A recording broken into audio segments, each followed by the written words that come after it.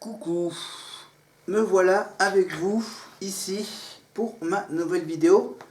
Alors cette fois-ci, ce n'est pas pour parler des Jeux Olympiques, d'où le drapeau français, enfin l'écharpe pour la France et la carte de France et mon département. Pardon, oui, il faut que je mette, faut que je prenne le micro comme ça, regardez. Vous vous rappelez de ce que je vous ai dit dans une de mes vidéos, que j'allais parler de celui qui fait des vidéos en parlant sur un petit micro lié par exemple à une tablette, là par exemple, parce que je fais la petite mise en scène, le petit micro avec la petite oreillette, vous voyez, qui fait des lives pendant les discussions à l'Assemblée nationale. C'est pour ça que j'ai gardé évidemment l'écharpe de la France et la carte de la France avec derrière moi, regardez ici, le logo du Cantal. Je parle évidemment d'un parti politique. Ça va être ma nouvelle séquence, ma nouvelle séquence chapitrée par parti politique. Je me suis dit, autant commencer par lui, par ce parti, par cette personnalité. Un parti politique français fondé par Nicolas Dupont-Aignan sous le nom de Debout la République, qui est devenu évidemment plus globalement pour la France, donc Debout la France. Ça a été renommé donc en Debout la France en 2014, se réclamant du gaullisme. Je vais essayer de faire toute la vidéo comme il le fait d'habitude, mais à ma manière. Il est classé à la droite, voire à l'extrême droite de l'échiquier politique, bien sûr.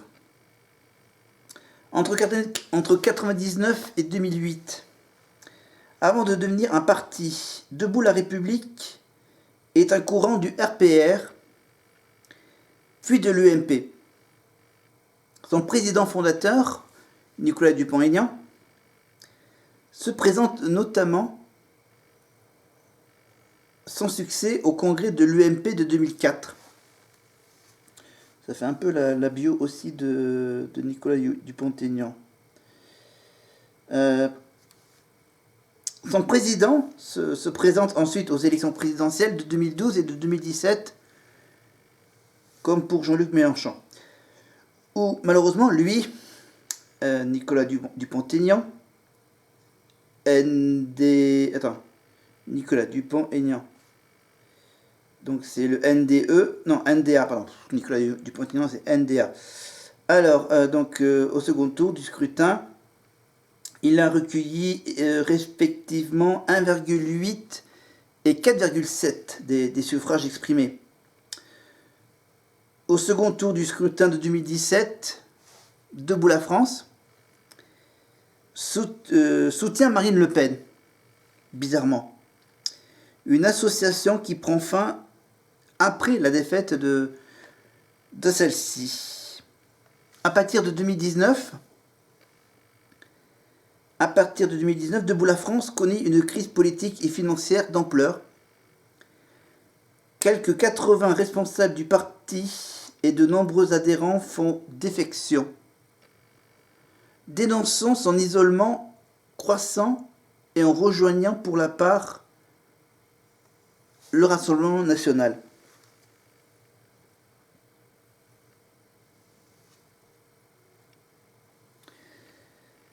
Historiquement, on va faire un peu l'historique rapidement. En fait, la majorité de ses membres, on parle donc voilà, le courant du RPR puis de l'UMP, donc Debout la République, fondé le 3 février 1999 en tant que courant gaulliste authentique du RPR. La majorité de ses membres participent à la fondation du RPR, créé à la suite de la liste souverainiste conduite par Charles Pasqua, bien sûr. Un homme politique qui a l'accent du sud-ouest, Charles Pasqua. Et un physique, bien sûr, qui vaut le coup d'œil. Et Philippe de Villiers, bien sûr, Monsieur le Puy du Fou. Voilà, je vais pas oser faire l'imitation. Il y en a qui arrivent à mieux le faire que moi. Voilà, donc c'était donc voilà, Pasqua et De Villiers aux élections européennes de 99. Hein, ça date hein, déjà. Le courant, donc le courant Debout la République est relancé une première fois en mai 2000 et devient une passerelle. Je vais essayer de tenir presque comme lui. Devient une passerelle entre les Pasqualiens, et les séguinistes du RPR. Voilà, le 7 septembre 2002, Debout la République est relancé une seconde fois en tant que courant gaulliste et républicain de l'UMP par 8 parlementaires. Blablabla. On va sauter 2003 pour passer à 2004 avec donc le 9 mai 2004 la motion de Debout la République obtient 19,7% au Conseil national de l'UMP sur l'Europe. Le 6 mars 2005, Debout la République ne dépose pas de motion défendant le non au projet de la Constitution européenne. La motion L'Europe mérite un oui obtenant 90,8%. Voilà. Ensuite, il y a la transformation du parti. Élections européennes de 2009. Les élections locales de 2010 et 2011. Les élections locales en 2010-2011, c'est les élections régionales de 2010. Voilà. Les élections présidentielles 2012. Avec donc en novembre 2010, Nicolas Dupont-Aignan, donc NDA, qui annonce sa candidature à l'élection présidentielle 2012 lors du 2e congrès national de Debout la France, la République ou la France. Il recueille 708 parrainages de maires et se présente alors pour la première fois à cette élection présidentielle. Je le fais bien comme ça, hein je le tiens bien.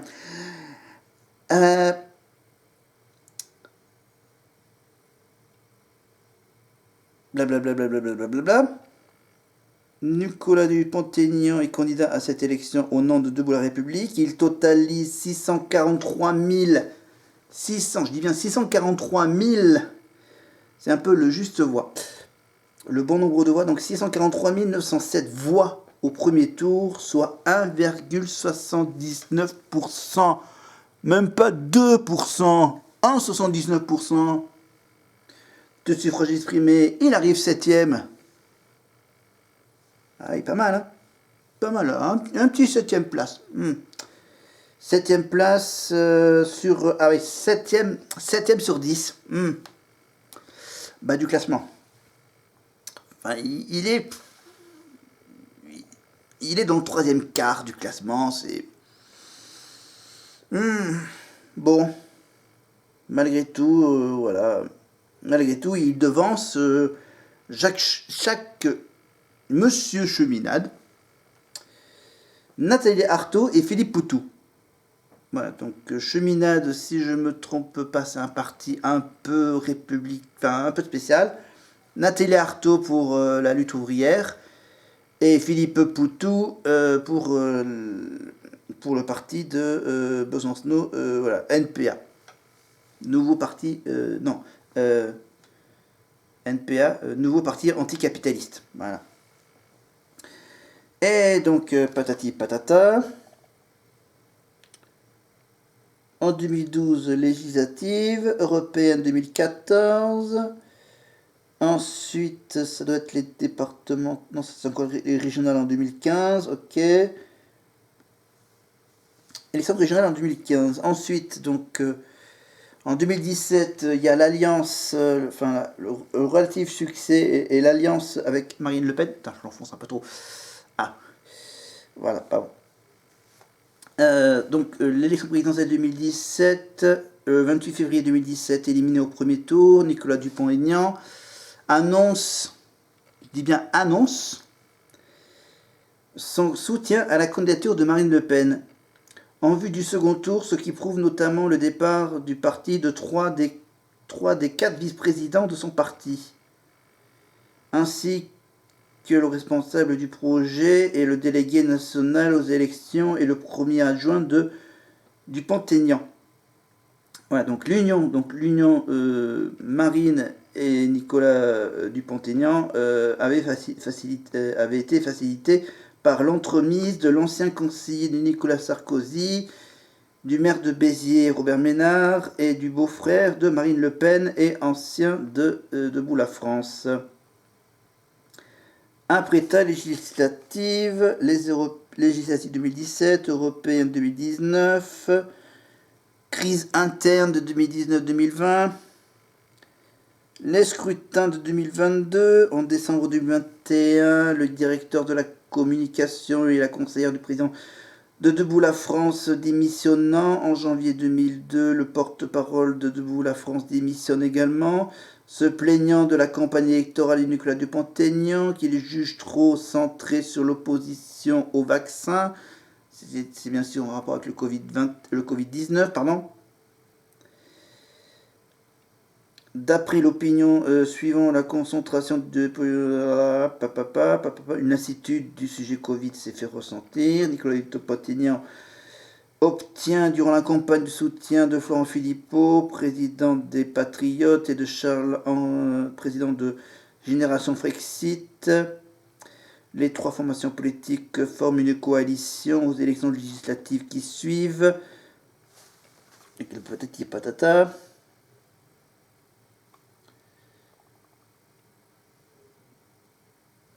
Voilà, donc après il y a tout le truc, le côté économique, le côté sociétaire, droit de la famille, droit des femmes, l'environnement, la politique étrangère, positionnement stratégique, bien sûr, si je me trompe pas, là il y a une photo avec Strasbourg, nanana. Alors, le parti revendique 15 632 adhérents en novembre 2019, soit 4 500 de moins que l'année précédente. En novembre 2020, il ne comptait plus que 3000 adhérents, voilà, en 2020.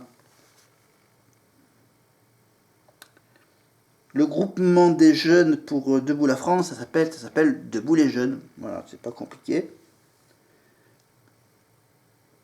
Voilà. En gros, hop là, pardon. Maintenant qu'on a fait Debout la France, maintenant parlons de la vedette. Voilà, on va juste parler un tout petit peu de la star de Debout la France, celui qui tient des vidéos en direct comme ça, c'est Nicolas Dupont-Aignan. Alors, Nicolas Dupont-Aignan. Ah.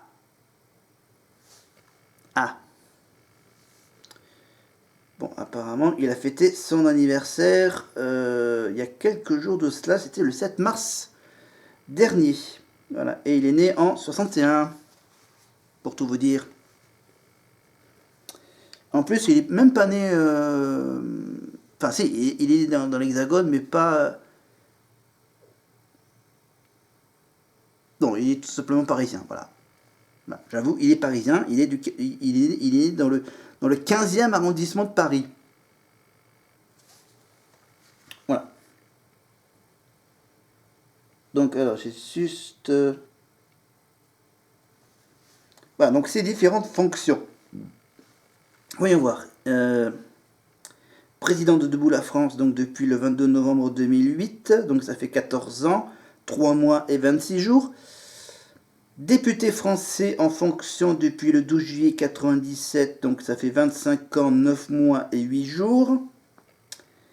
Conseiller municipal de la ville d'Hyères, YE2RES, en fonction depuis le 25 juin 95, ça fait 27 ans, 8 mois et 23 jours, avec ses différentes réélections. Voilà, en fait, donc là, on va passer à ses anciennes fonctions. Président de la comité d'agglomération Val-de-Seine, Val d'Hyères, pendant 1 an, 4 mois et 16 jours. Il a été donc le maire de la ville d'Hyères, YE2RES, pendant 22 ans et 28 jours. Et président, voilà, et encore une fois, président de la comité d'agglomération pendant 13 ans, entre 2002 et 2015, 13 ans, 9 mois et 9 jours. Voilà, Paris 15e, les différents partis politiques. Il a été donc au RPR, au RPF, à l'UMP, et à Debout la France et Debout la République. Diplômé d'IEP de Paris, Université Paris-Dauphine, et il a bien sûr diplômé de l'ENA.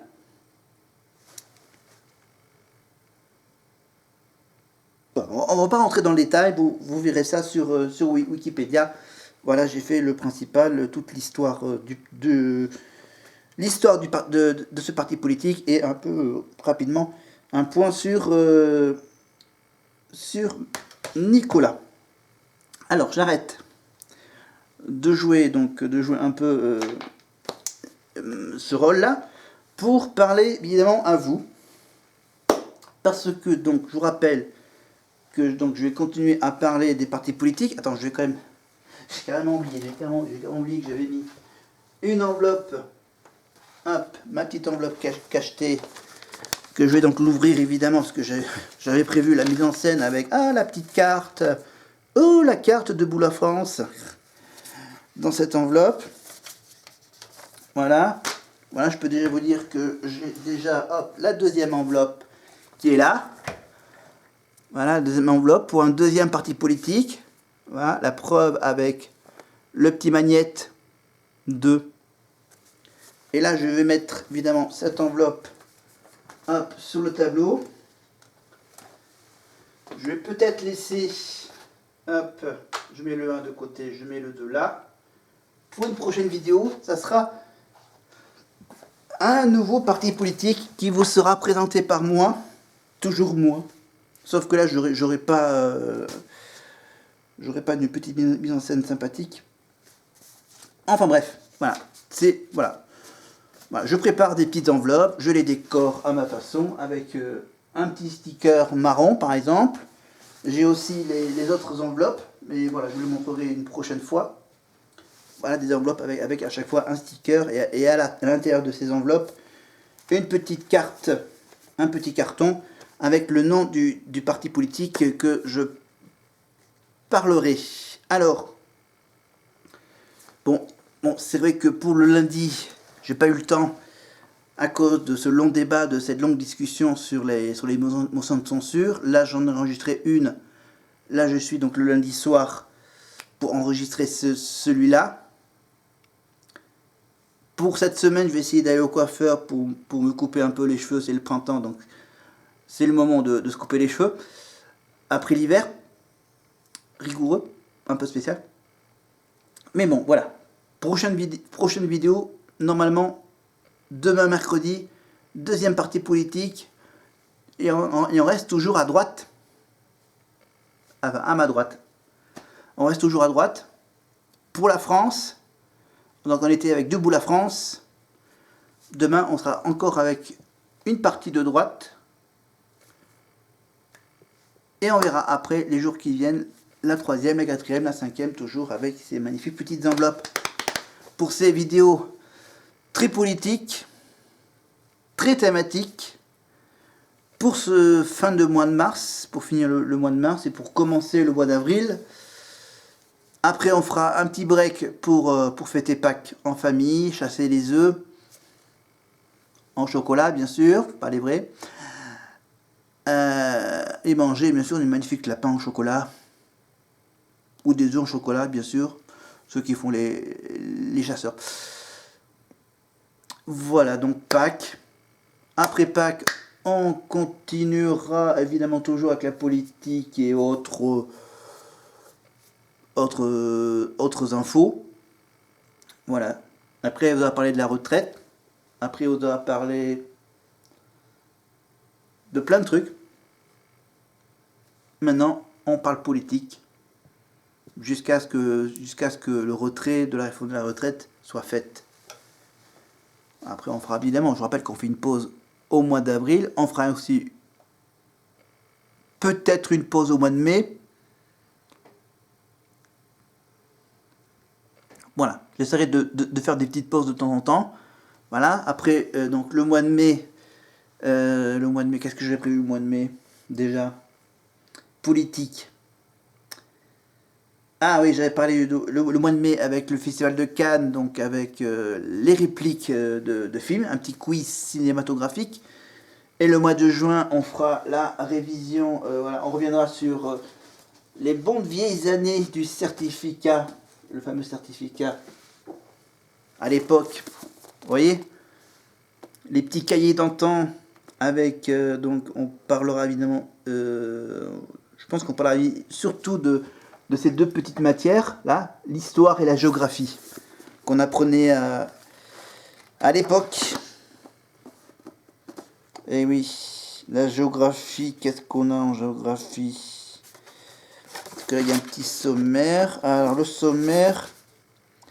Ah oui, Vercingétorix, Clovis, Charlemagne, François Ier, on prend la tête de Jeanne d'Arc, Napoléon.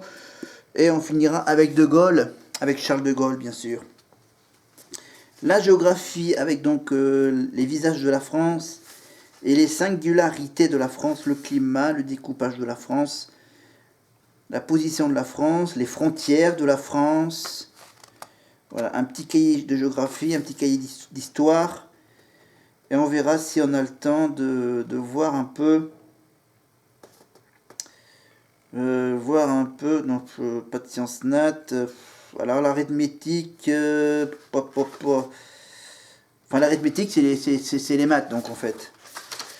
Non, finalement, on va rester sur l'histoire et la géographie, mais de l'époque. Voilà, on va pas aller bien loin.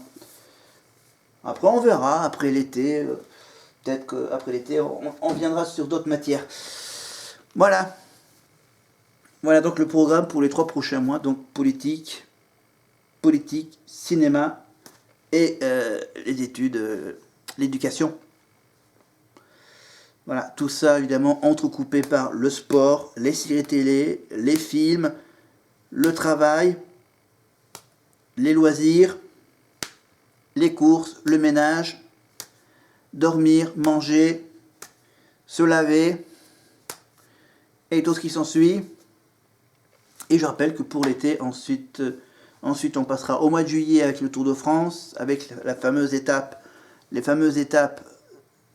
dans le Puy-de-Dôme, le sommet du Puy-de-Dôme, on parlera du sommet du Puy-de-Dôme, on parlera de Clermont-Ferrand, on parlera évidemment du petit passage du Tour de France dans l'Allier. Et n'oubliez pas, parce que je viens juste de revoir, c'est qu'en fait le Tour de France féminin passera dans le Cantal.